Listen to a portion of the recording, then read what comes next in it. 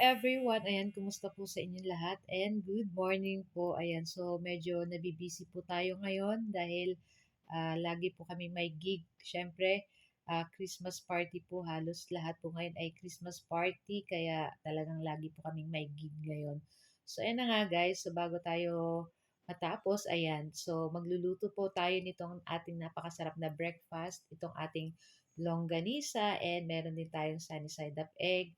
Tapos, syempre, may saing tayong bagong kanin at may prito rin tayong konting tinapa.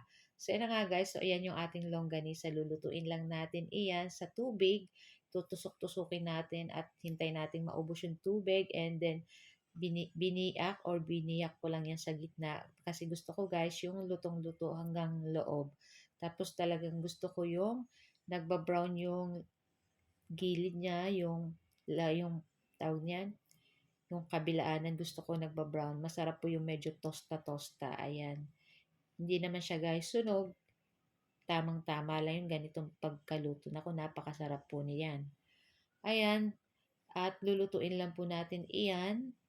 So guys, yan. Di yan tutong guys. Masarap yan. At masarap yan i-ano sa suka. Ayan. So, after nitong maluto, ay ine-next naman natin dyan yung ating sunny side up egg. Pero hindi ko na guys na videohan. Ayan. Tapos yung tinapa, hindi ko na rin na-videohan. Ayan. Pero, as usual, madali lang naman po magluto ng ating sunny side up egg. Tapos, ito lang ang ating longganisa ang medyo, madali din naman po lutuin iyan. Kaya lang, gusto ko kasi yung ganito guys, ayan, nakikita nyo, luto na rin to guys at pwede na natin yan i-transfer sa ating plato.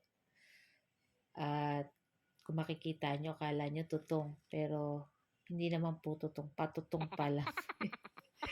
So, ayan na nga. At ahonin na natin yan guys bago pa matutong. Pero, talagang super yummy po nito. Lalo na kung fried rice pa yung kanin. Nako, perfect na perfect. Kaya lang, wala po kaming kaning lamig or bahaw. So, nagluto lang po kami ng kanin. So, bagong luto. So, pangit naman po i-fried rice yun. So, okay na rin to guys. At syempre, yan lang po ang ating video today. At sana po ay nag-enjoy kayo guys.